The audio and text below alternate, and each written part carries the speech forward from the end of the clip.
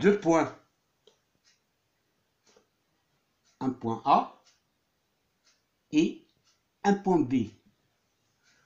Par ces deux points B, on ne peut faire passer qu'une droite et une seule. La seule droite qui va passer par les deux points A et B, c'est celle-ci. On peut l'appeler, si on veut, la droite AB. Parfois, on peut l'appeler D, entre parenthèses, et dire que D est la droite qui passe par les deux points A et B. Donc, par deux points distincts, c'est-à-dire différents, passe une droite et une seule. Je peux l'écrire par deux points distincts passe une droite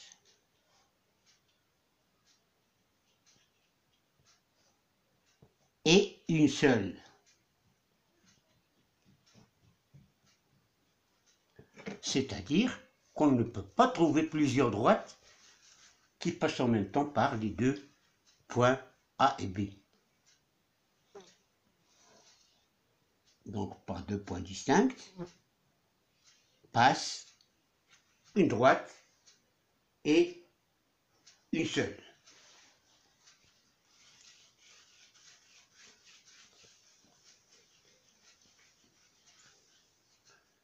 Maintenant, si j'ai un point A,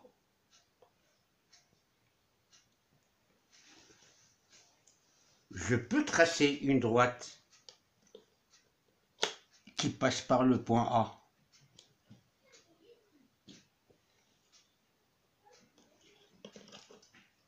Que je peux appeler D. La droite D passe par le point A. Est-ce que c'est la seule droite qui passe par le point A? Voilà, non, il y en a d'autres.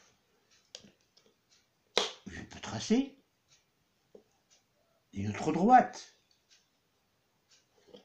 qui passe aussi par le point A. Je peux l'appeler, donc j'appelle celle-là D1, je peux appeler l'autre D2. Donc D1 et D2 passent par le point A. Donc par un seul point, on peut trouver deux droites qui passent par ce point. Mais est-ce qu'on peut trouver d'autres? Bien sûr, on peut trouver d'autres droites qui passent par le point A. Donc on a ici D1, D2, on peut avoir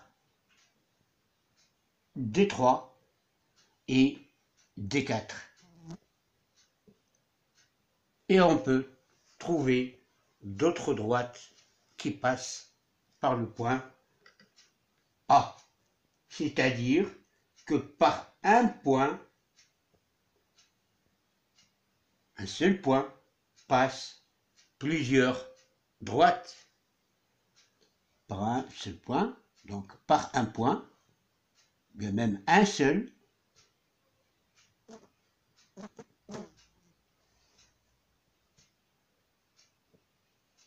passe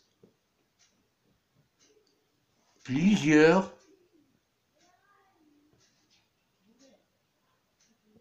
droites.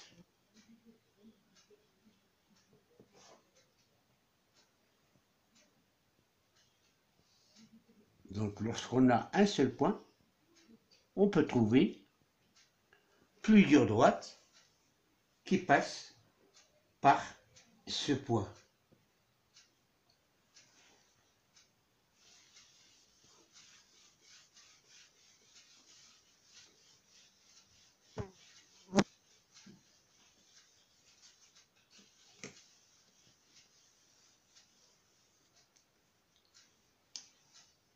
Je continue. Je trace une droite D et une droite L par exemple.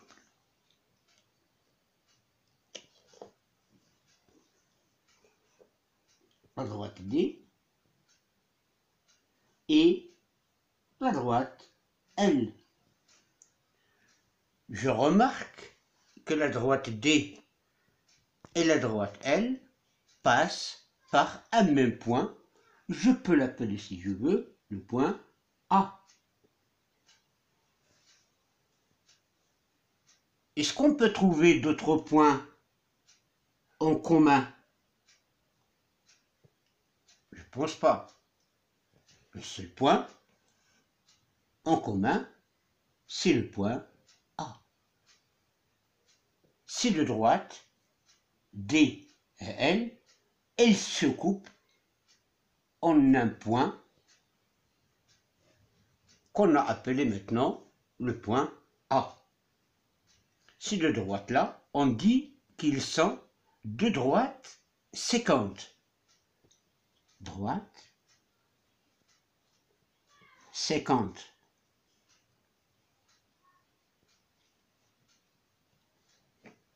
Droite séquente.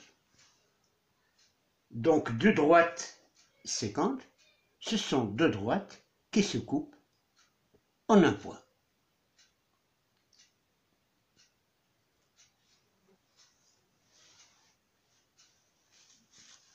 D et L sont deux droites séquentes. Leur point d'intersection est le point A. Donc deux droites séquentes, ils ont toujours un point en commun. On dit aussi un point d'intersection. Intersection.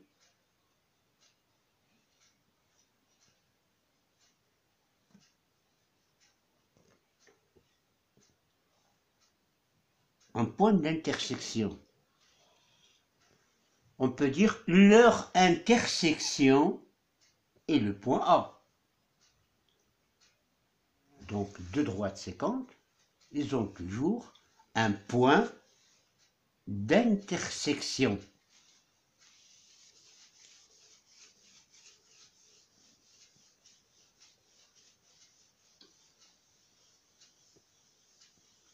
Donc deux droites séquentes ont un seul point commun. Deux droites séquentes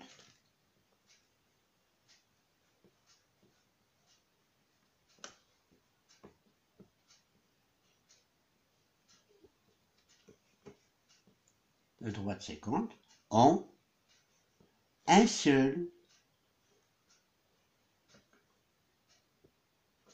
point commun.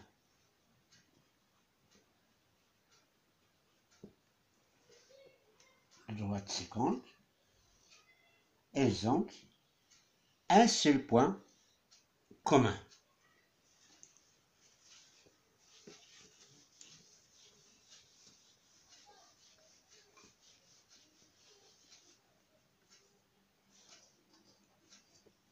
Je continue.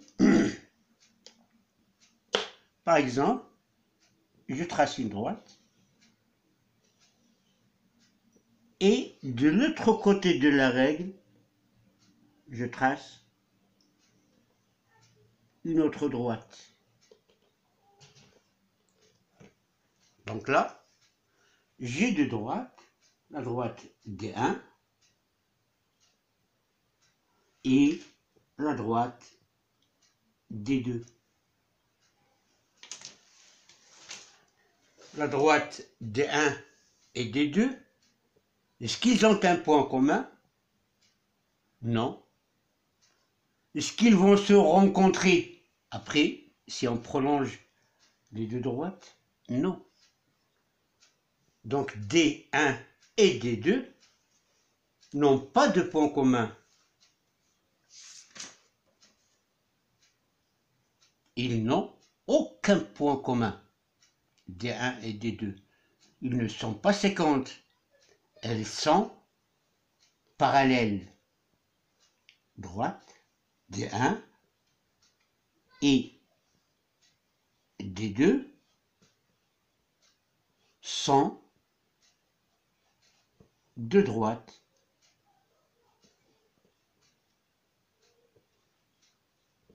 Parallèles.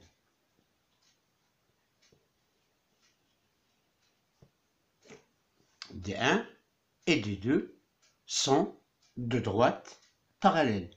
On écrit, pour simplifier l'écriture, D1, deux traits comme ça, et D2, et on lit D1 parallèle à D2.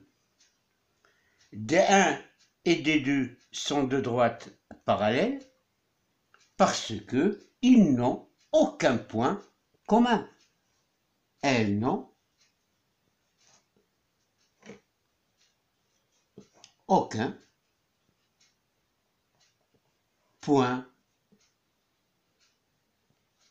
commun.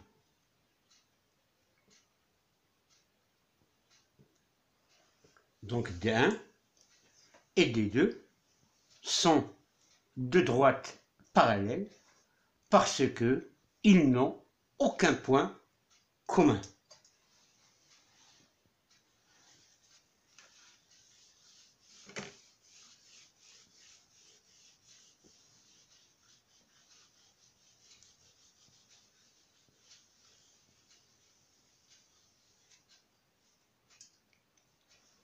Je continue. Je trace une droite que j'appelle D1. Donc chaque fois qu'on a tracé une droite, il faut la nommer, donner un nom. Si vous avez des points, vous pouvez la nommer avec ces points. Sinon, on peut utiliser des lettres comme D,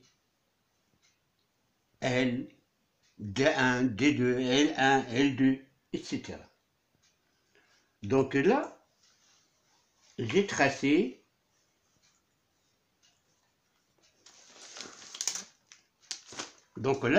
une droite D1 et je veux utiliser ce qu'on appelle l'équerre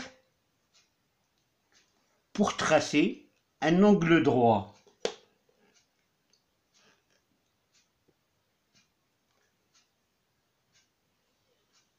Donc là, pour tracer un angle droit, j'ai utilisé mon équerre.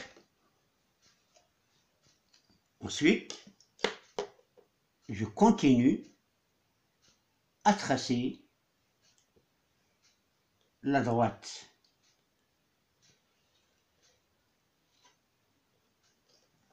Je vais appeler cette droite-là D2. On a remarqué qu'on a utilisé l'équerre pour avoir un angle droit, qu'on note comme ça.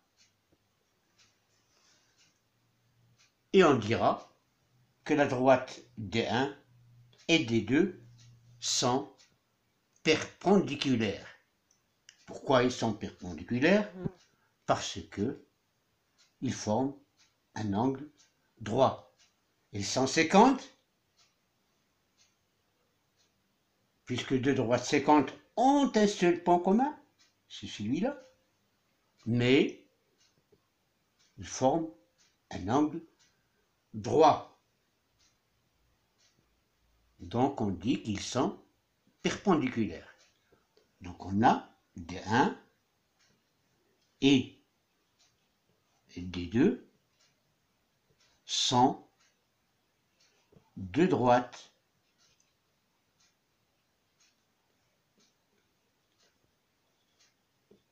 perpendiculaires.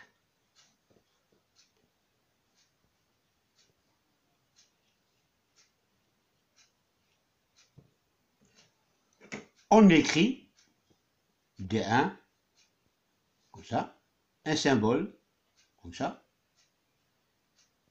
c'est presque un angle droit, D2.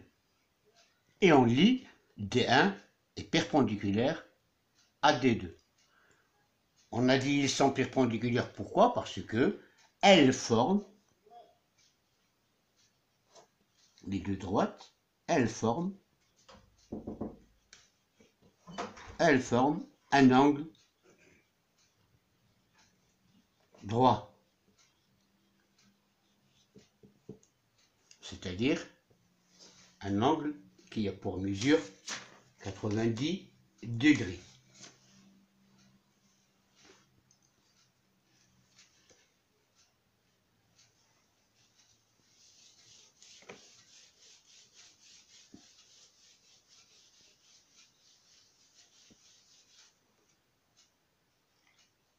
Je trace une autre droite.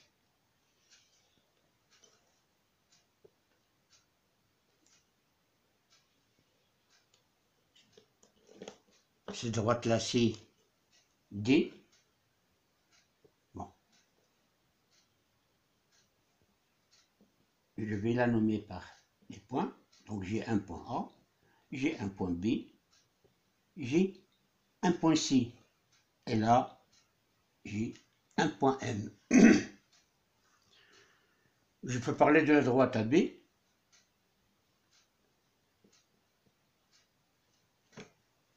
De cette droite-là, c'est la droite AB.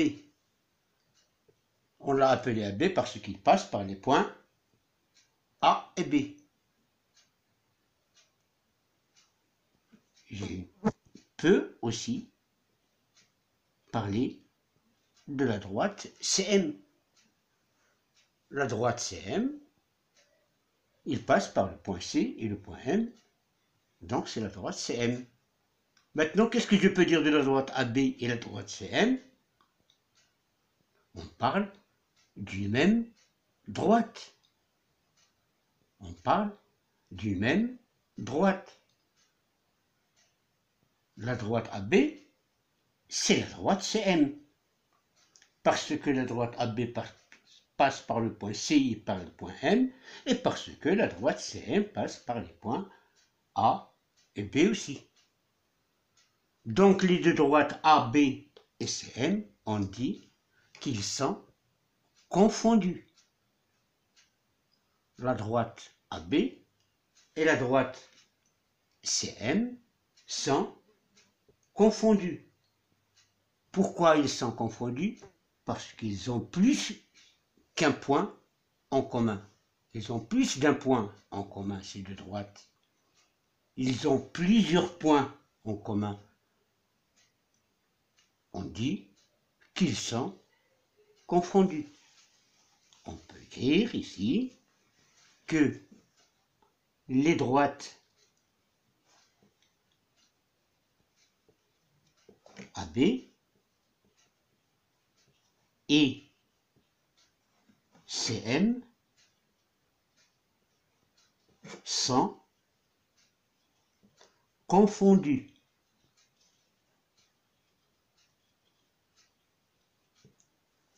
Pourquoi ils sont confondus? Ils ont plus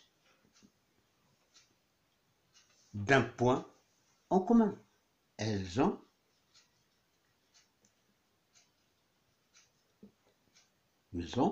plus d'un point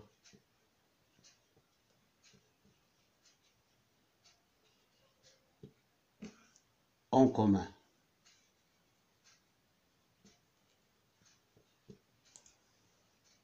Ils ont plus d'un point. Ils ont 2, 3, 4 points en commun, etc.